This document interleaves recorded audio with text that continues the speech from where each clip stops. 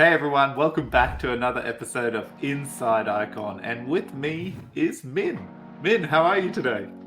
Good, as always. As always, great. One day, Min, you're going to come on and go, terrible. Yeah. No, that'll never I happen. mean, we were supposed to have this last week, but unfortunately, I had a health issue for a couple of weeks now, but nothing too big. But sorry, I had to push this back a bit. No, all good. Look, just happy to have you here, and let's dive into it. It's been a while. May has passed. We're halfway through June.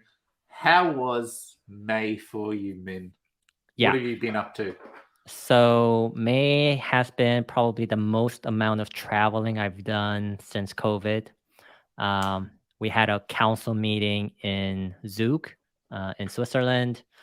We had a meeting with SIF, which is like the Finance Ministry of Switzerland, which is the capital of Switzerland, which is in Bern.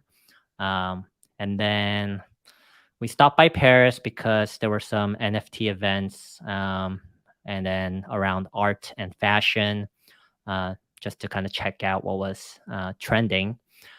Um, and there's a lot of interesting things happening around, as you know, generative AI, which may or may not be complementary with NFT. We'll see. So there's few kind of more innovative or forward-thinking, I think, items around NFTs and generative AI. So we'll see how that kind of evolves over the years. Um, I had to travel within the United States for several events and meetings. Um, and then the cool thing is, I was able to kind of get out and meet some what I would consider new wave of investors. Okay. Every few years or so, we have these new faces, new funds, new investment managers in both small family offices, large institutions that you want to kind of build relationship with. So, yeah, I mean, those kind of time that you spend, educating people about our industry, what I do, Mm. hopefully bears fruit in future years to come. Yeah, it's the churn time, isn't it? The old investors, some of them have gone out of the game. We've got new people popping up, and yeah, Yeah. okay, interesting. And then how's with these events you went to in Paris? Given we're peak, I still consider ourselves in peak bear market territory. hmm Uh, was there a lot of people still turning up to the events, or was it packed, or kind of? Paris was just kind of very selective. I was tagging along one of the other co-founders of Icon, and he was more in the experimental stages and kind of led me to these like art galleries and a couple of more selective events. Nothing too crazy. It's I think people are more excited about generative AI and its potential than Mm, combining with NFTs. But you do occasionally run across Web3 people, um, and it just gets your brain juices flowing into what could be sort of the next evolution, the next use cases, and things mm, like that. And then, one great thing is that I'm able to do this because we have a very good internal team like you joining and holding down the fort. So, Icon, definitely feels like we're in. I mean, we're definitely in a aggressive build stage, but mm. still, uh, everything it is in autopilot mode where we have goals, we have very disciplined budget spending, especially in this market environment. So I don't have to get too involved with day-to-day operations. Um, so it gives me the time to think, plan, and be ready for the next bull cycle. So basically, Yeah. like I said, what I do is, meet and educate the next wave of investors and see what else is out there just to kind of prepare. Yeah. No, great. Okay, well then let's dive into the guts of what hmm we have been doing. So, uh, let's tick off BTP. So BTP is currently going through focus testing. We're seeing updates about it, things like that. Finally, we're there. How's that going? And what are the goals for it? And what's next for BTP? Yeah, so there's quite a bit, but to maybe summarize it. So I think back about a month or two ago, we initially thought about going straight into a wider testing or incentivized testing. However, our team felt that testing with a smaller subset group would be more valuable, as we can work more closely with a handful of developers in a very controlled environment, right? So selecting a few, having like a very real-time feedback session, being able to correct things as we go along, supplement documents, supplement materials that we feel are needed with the focus group. So the main purpose of this focus group, like I just mentioned, is to do testing and is to collaborate with teams who are building on ICON, and these people are examining various elements of BTP and xCall.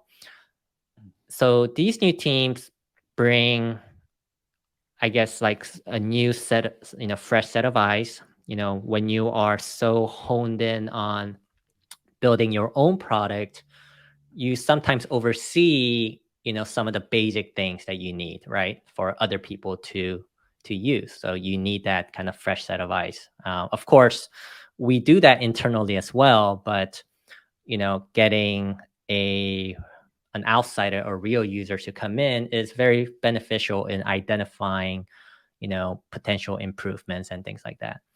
So I would say this week we are now at tail end of this focus group.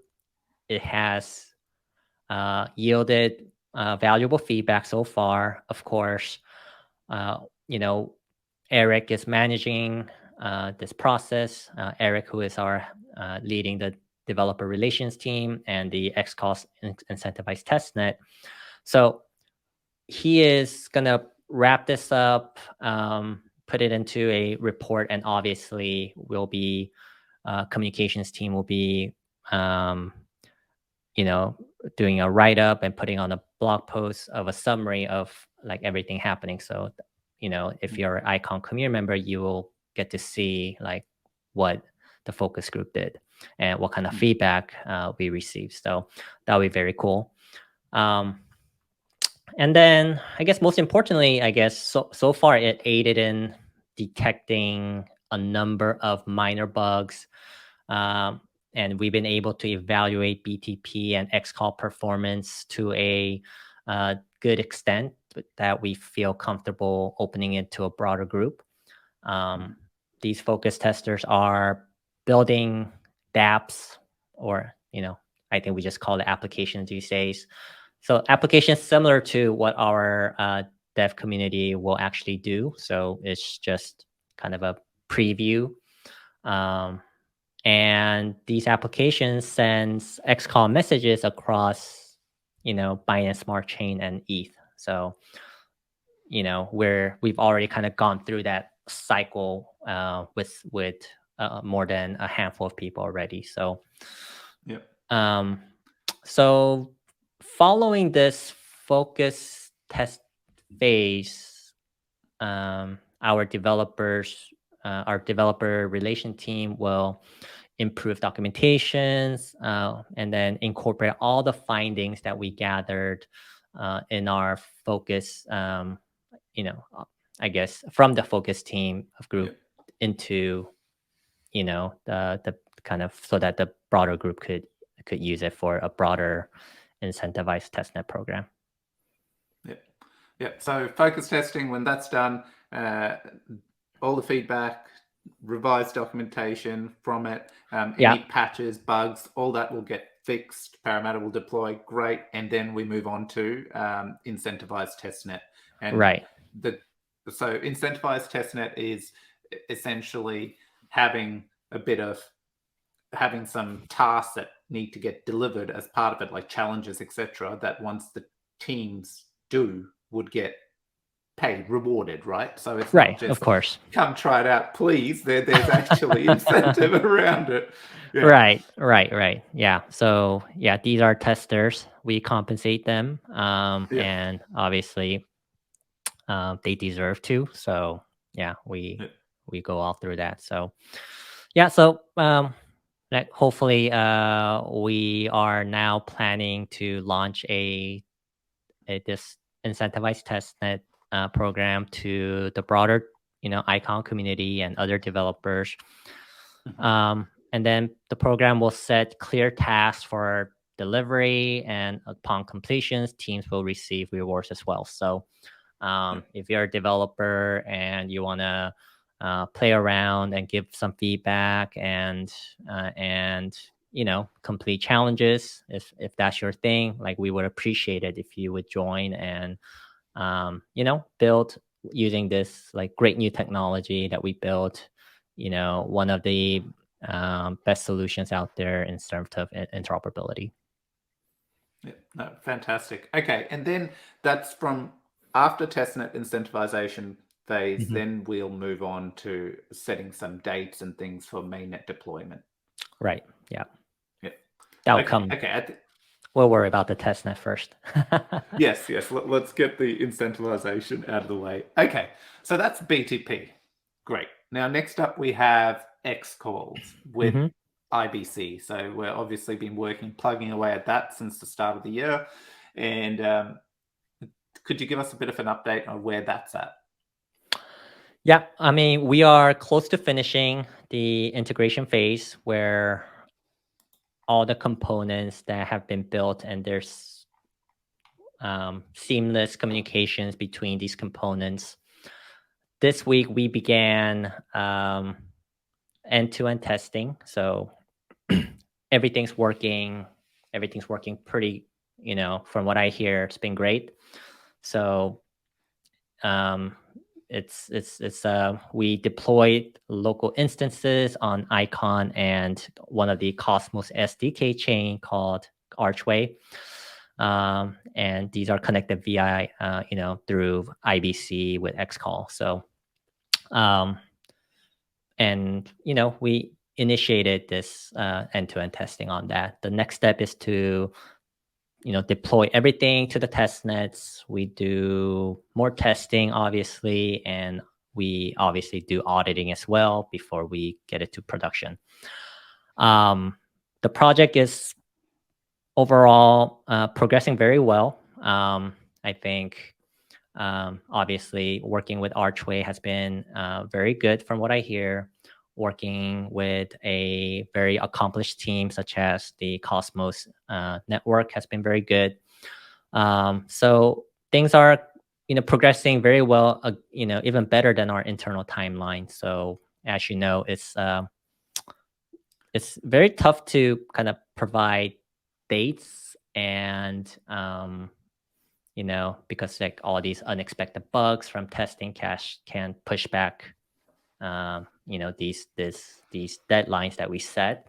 And that happens very, very often in a software development environment, especially in the infrastructure side. Like consumer application, I think it's I would say it's a bit easier, but when on the back end you have bugs that necessarily needs fixing and you don't know what's wrong with it, it could push back weeks. So hopefully that doesn't happen.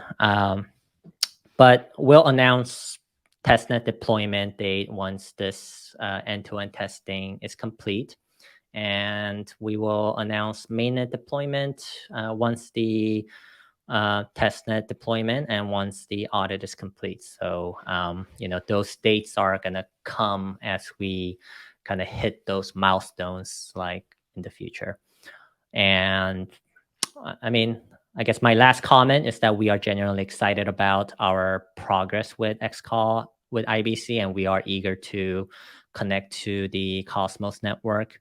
And of course, we are eager to connect with other networks as well. Connecting with other network is something that we envisioned from the very beginning. Is in our white paper. So, it's nice to see a lot of these, roadmap that we set out to do 5 years ago is, it is coming, and we're sticking with our word. We're continuing to build.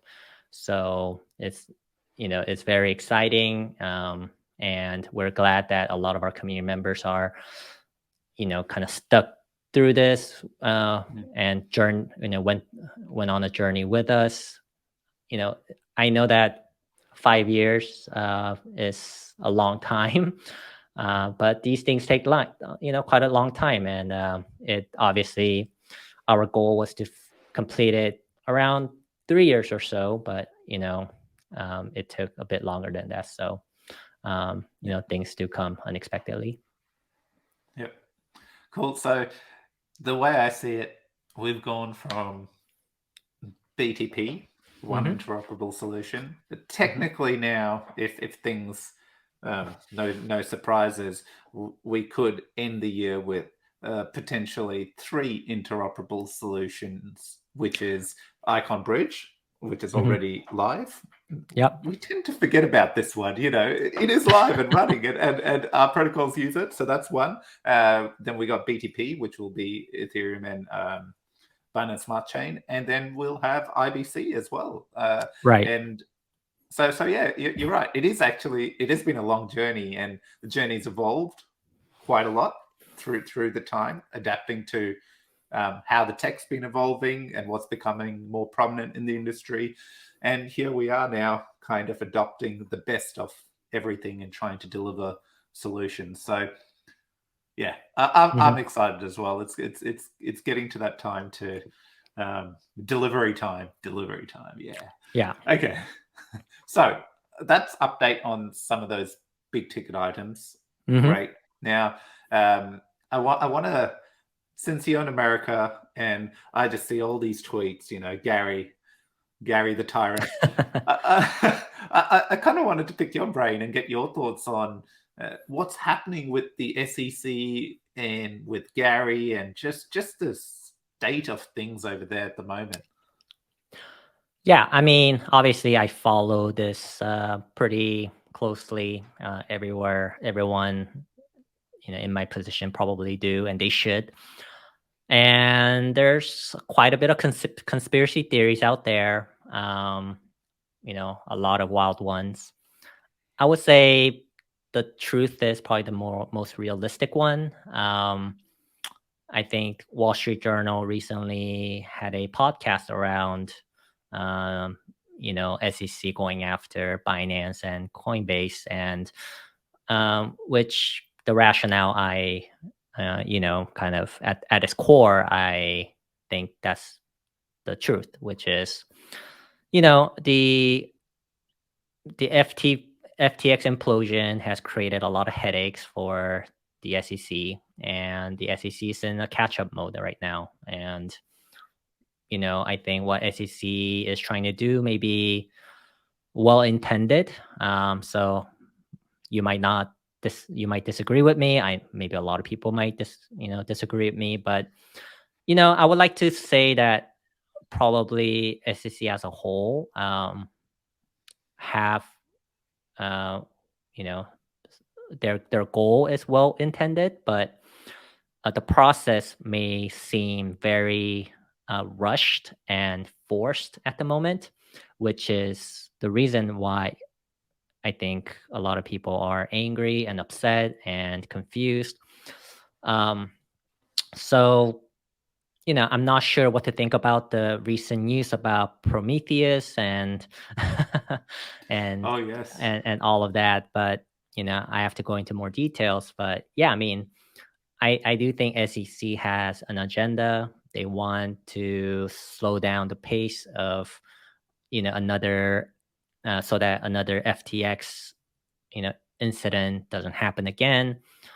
And on the other side, I'm thinking, SEC probably wants more established brokerage firms like Fidelity to gain more market share in crypto. We just heard that BlackRock plans to launch a Bitcoin ETF. So I'm sure those type of moves were kind of the larger and more, uh, like institutions with long history of good risk management, has good due diligence, coming into this space is probably what's frankly what's needed in this space. So I do see kind of the current leaders like Coinbase, not happy, and I could see their point, but from the SEC's perspective, they just want less headache, and they want, I think that's kind of the bottom of it. So Min, though, when you're looking at it, like from my perspective, I feel SEC just kind of looked the other way, didn't think crypto was relevant for a long period of time. And I'll just isolate Coinbase. Like they're probably a good example of really trying to adhere to laws, get the right feedback, and make sure they're compliant. And I agree with you. Yes, Terra's implosion and stuff and FTX has caused this huge headache, which then finally the SEC has gone, oh, we can't ignore this anymore. Time to just start going nuts. But for a company like Coinbase, it's like it's quite harsh, because it's like, but we've been trying for years to get this information from you. You've given no direction, and now you're kind of like, hey, this is what we finally think, kind of, but we won't officially tell you. So yeah, I mean, there's a lot of truth to that as well, but again, I'm sure SEC and people inside SEC has their own reasons of why they choose to move a bit slowly, and at the end of the day, they don't want to set wrong precedents, and so they're taking their time, being more careful. I'm not saying I'm a fan of the current chairman, Gary, but I don't dislike him. I mean, I think I have a more balanced view of the SEC. I don't know Gary. I don't know how SEC exactly works internally, so I sort of need to give them the benefit of the doubt. I think SEC is a huge organization. It's not run by one man. When I think when investors get scammed, like in the Terra case, everyone wants SEC to do more. It's they come crying to the regulators saying, you need to protect us more. But when SEC does something, like they want SEC to do less. And I think just being a regulator is a it's a tough job. So I think we should acknowledge that. I'm not saying that I think in a lot of ways, like SEC themselves don't know the exact answers to what they want to allow or disallow. So I know that Coinbase and some of these other crypto companies have their obviously they have their own agenda, they have their own self-interest. They have fiduciary duty to their users and their investors as well. So they're asking SEC to, and legal and lawmakers to, to build more sensible laws. But you got to think, like, these sensible laws are, in the position of Coinbase. So from the opposite side, it might be very difficult to fully comprehend like what is needed in this industry, because this is a very we're dealing with a very complex technology. We're dealing with a lot of money going in and out of our industry. We're talking about new type of innovations happening. So it's like a cross between technology, finance, and like a new infrastructure, new banking system, new payment system, new application, and it's very global. It's hard to control. So we're talking with like a multifaceted industry where I think, from a regulator perspective, I'm sure it's very, very difficult for them to wrap their head around like what needs to happen. So, and then it's not just the SEC, like, you got to look at other regulators around the world and how they are handling, the crypto as well. And, it's not just SEC's problem. Is every country has their own share of like issues when it comes to like trying to regulate crypto. So of course, I think SEC has started taking like stronger positions at this moment, but I do think that has a lot to do with the recent implosion of FTX and Luna and all that. So so last thing I do want to say is that I do think that even myself, I think 5 years ago versus now, my opinion has slowly changed, where I do feel that there needs to be more regulation. And I think recent happenings with, like I said, FTX, Terra, and now just this week, another like BlockFi, and BlockFi is another one, Celsius is another one. There's a Korean Celsius called Haru Invest, which I've been tweeting about, which has been causing, which is pretty much Terra 2.0 or Luna 2.0 that's happening in South Korea. So, a lot of that shows that like proper regulation is necessary for this industry to grow and to get to the next level. Like, too many retail investors are getting hurt. Like, too many bad actors are getting away, causing damage to industry. The industry that I myself, along with many other people who I feel have been putting our heart and soul, our blood and sweat in, trying to win over the retail investors, the retail users, trying to get more people to trust crypto and the blockchain system. Our industry, that's being damaged by these bad actors. And, it is extremely frustrating as a builder when you see that happening. So, I do think some help from regulators would be nice. Yeah. That's fair. I actually was going to ask you about this, the last part you talked about, because I don't actually know what has happened there. So were they like a Celsius, the current implosion that's happening in South Korea? Was it like a Celsius kind of company or different? Yeah. So there's a company in South Korea called there's a few. So I think things are sort of toppling over. So we'll wait for the next couple of weeks what happens. I do think there might be some more bank run type of events happening in these services, and we'll see which services are going to be, I guess, will implode or not, and be able to liquidate without any issues. But but there is a big one called Delio, with Dalio, or the Dalio, yeah, Delio, which is affiliated with a Korean exchange called Bithumb. And Delio actually has a virtual assets, what's called virtual assets service provider, VASP, license in Korea. So it's actually, they were provided this license saying, go ahead, you can do a business like BlockFi in South Korea. So they got a stamp of approval from regulators.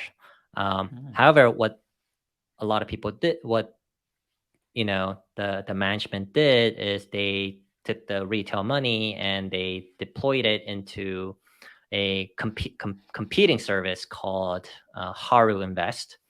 And Haru Invest is another Celsius BlockFi type of service.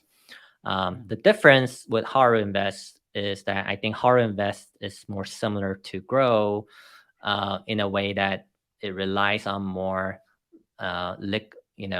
arbitrage and market neutral trading strategies. So it's not a lender some like BlockFi or other platforms. So the risk of losing everything is quite low. However, it looks like, so details are coming out. We're not exactly sure. We don't have the whole story, but one of the trading partners or the counterparties of Haru Invest was falsifying profit information, which led to Haru Invest needing to, stop their business operation and look deeply into their books, their counterparty books. And we don't know exactly what's happening or how much is actually affected, but Haru Invest has filed a criminal complaint against this other party. It's called BNS Holding. So it's getting very messy. So from a retail investor standpoint, we don't know exactly what's going on.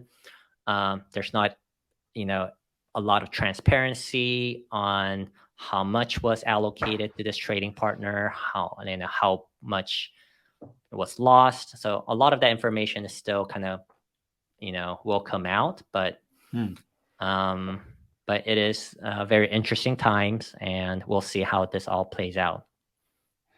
Yeah. So I see your comments now earlier, like when you say regulation and stuff, even when the entities go and get permits and adhere to the rules, in the background they're still not adhering to the rules or following protocol, where it's things like this are happening. And in this case, any of those kind of entities, I would say majority of it is retail customers that get impacted. Right. And and right now we don't know exactly what Haru Invest was doing with the money that they were receiving. So there's a lot of speculations. We don't know if that's true or not.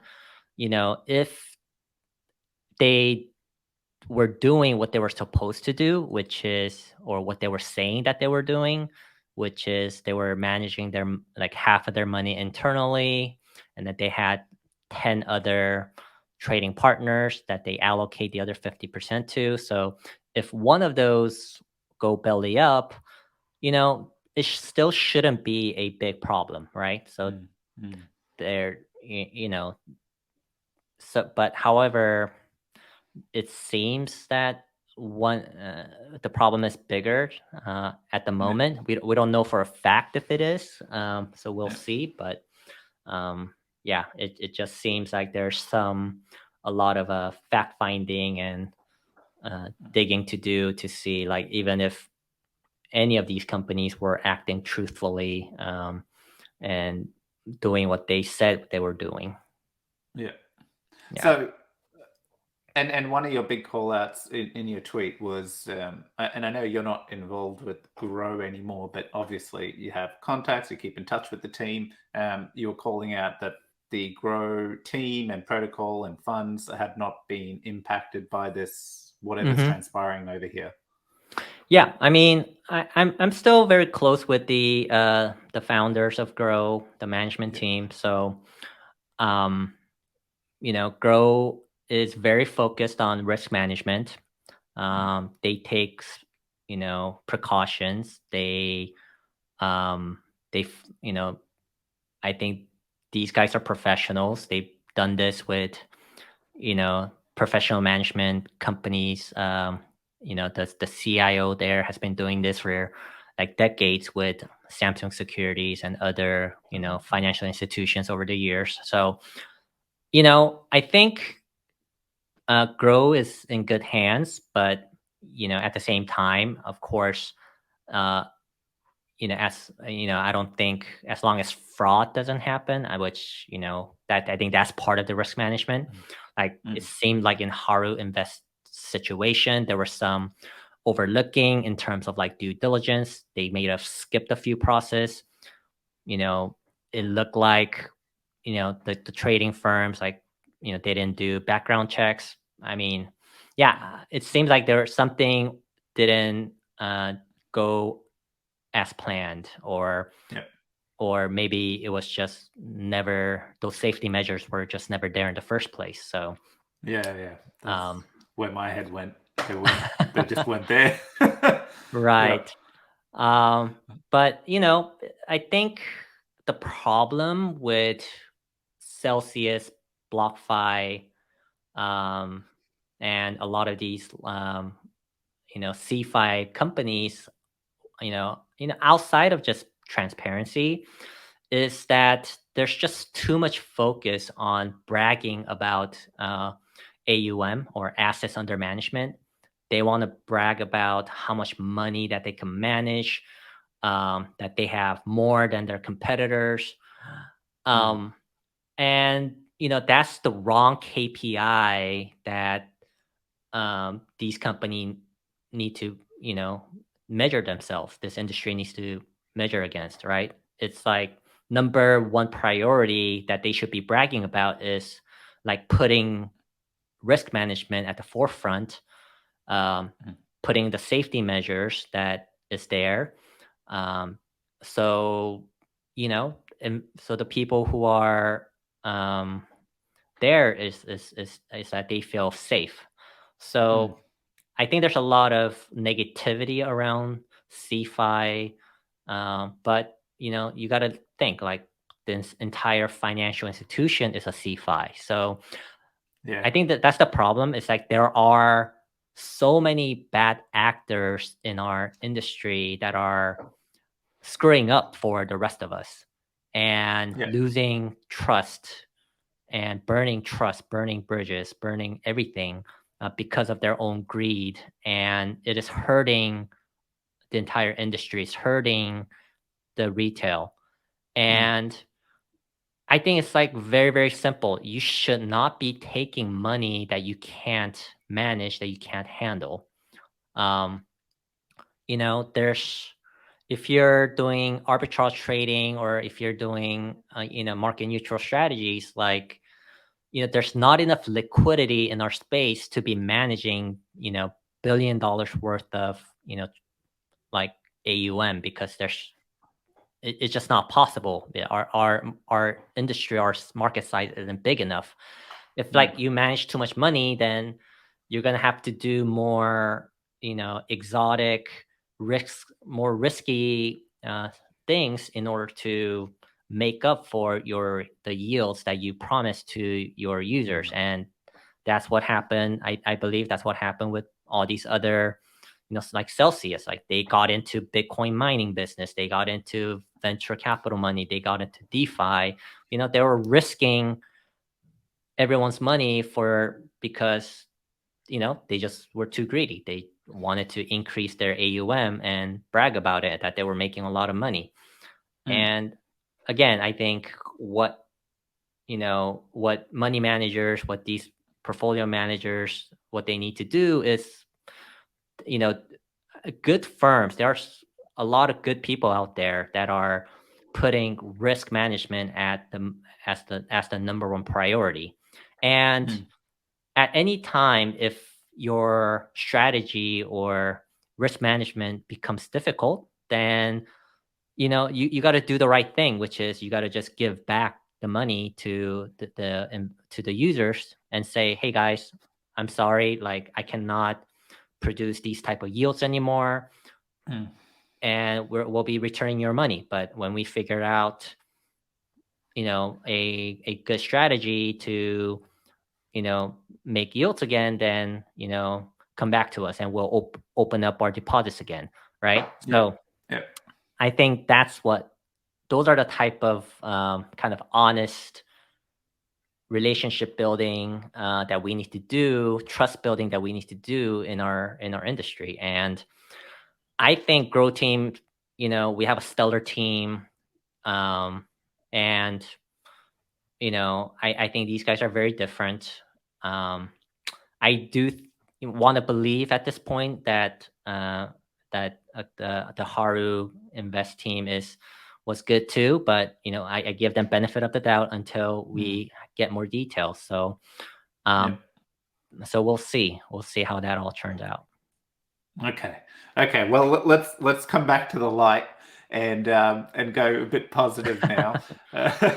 So we've been talking for a while, so we'll wrap this up. But recently, I noticed. Well, we all noticed that HAVAH joined as a validator, which is great to see. So they're validating, securing the ICON network.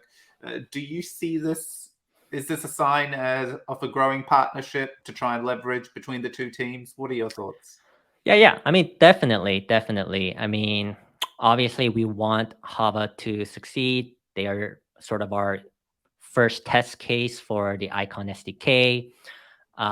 We believe that we built a very, very strong core blockchain technology using Go Loop and Java smart contracts. So, it's a very solid enterprise worthy platform that I think more people could take advantage of and use. So we appreciate that they are now, they're working with us. They're now even running our a validator node. We are doing the same on the HAVAH network in the future, and we want to continue discussing ways we could, create a synergistic network. And and I mean, obviously HAVAH is very busy. They have their own goals of building out this a gaming network, and they're kind of set out to do that. But we chat often, and then we share problems that we have, and we try to see like how do we kind of solve those problems together and benefits that could be mutually beneficial. Okay, great, cool. And well, let's finish this off, Min. Is there anything else you want to mention, discuss, some surprises, anything before we say bye until next month? I mean, there's so much that I could probably talk about that could go on and on, but I think one thing for sure is that I do, it's very strange market right now. I think there's a lot of confidence lost in Web3 and crypto. The stock market is like on a tear right now, so that's good to see. So I'm sure that's hopefully benefiting a lot of other, a lot of people, as crypto just seems to be lying kind of flat at the moment. But in the back, I think everyone mentions this. There's a lot of innovations happening. There's a lot of effort that's going in. So just have your eyes peeled. There's going to be cool things that's happening in the future, and you really need like one spark, one new use case to come along. And I think that's what we're looking for. We're looking for like real, genuine use case that is sustainable. And like I think that should be sort of the mindset of all the builders. It's like, how do we make a sustainable network? How do we make a sustainable application? How do we make a sustainable business in this industry? Like it shouldn't be about like how much money yield we can make, because I think we solve these problems, then like everything else will follow. So, I'm glad, like the ICON team, we're very focused on just, driving the next wave of innovation. And with our fingers crossed, we're preaching and we're learning. We're getting more and more people to, join our test, incentivized testnets, try out what we've built. And, I think the future is bright. So we'll see how everything kind of turns out. Yeah. And it's so true, because like the last bear market, we had hopes and dreams, right? We had chains with hopes and dreams of products that could run on these chains. Now we have these products running. So we still have a user base with protocols and things like that. And now we're kind of gone, okay, well, we need to think of sustainability and keep innovating. To your point, like it's not just about degen yield, which I do love, mind you, Min. I do love some degen yield, but it's not about that. And specifically with the Icon team as well, it's such a good comment, because initial dream BTP won, but we've kind of gone, the market's evolved, and kind of what it's telling us now, it's not about any one interoperable solution or any one solution. It's about how much additional security you can add when you're connecting these chains to ensure that you're mitigating, any kind of hacks, etc. And this is that concept of dual verification, essentially giving protocols, builders, options, and security layers they can use to ensure when they're transferring or using cross-chain anything, they're protected. And that's where we are, right? And this is kind of exactly what we're doing at Icon. And yes, 5 years later, but this is where the journey's taken us, and it's moving us to it. So completely agree. And it's a really good take. Okay. I've had my little mini rant as well, Min. So I mean, we've been running for over 45 minutes now. Wow. Yes. So Great chat. I've learned a lot, and I didn't know a lot of what was happening in Korea. So I really appreciated you running through that, because I've been across the Celsius and all of that, because it's a media that, everything that happens. Nothing too wild. I mean, it is pretty wild, but just think whatever happened with BlockFi and Celsius now happening in South Korea.